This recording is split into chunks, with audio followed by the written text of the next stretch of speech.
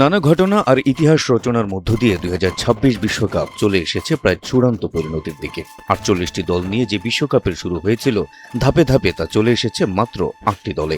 Group পর্ব, knockout পর্ব পেরিয়ে এই 8 দল এখন কোয়ার্টার ফাইনালে লড়াইয়ের জন্য প্রস্তুত।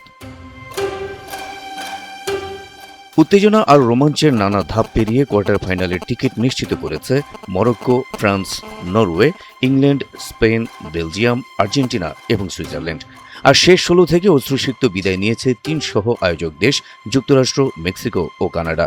সেই সাথে নিজ দেশের বিমানের টিকিট ধরতে হয়েছে ব্রাজিল, পর্তুগাল, প্যারাগুয়ে, মিশর ও কলম্বিয়ার মতো শক্তিশালী দলগুলোকেও।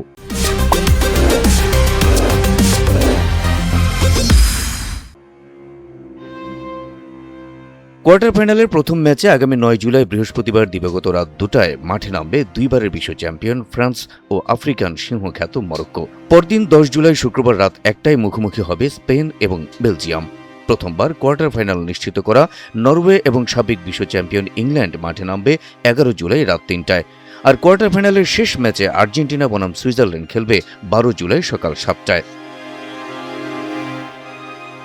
কোয়ার্টার ফাইনালে উন্নীত হওয়া 8 দলের মধ্যে ফ্রান্স, স্পেন, ইংল্যান্ড এবং আর্জেন্টিনার এক বা একাধিকবার বিশ্বকাপ জেতার ইতিহাস রয়েছে।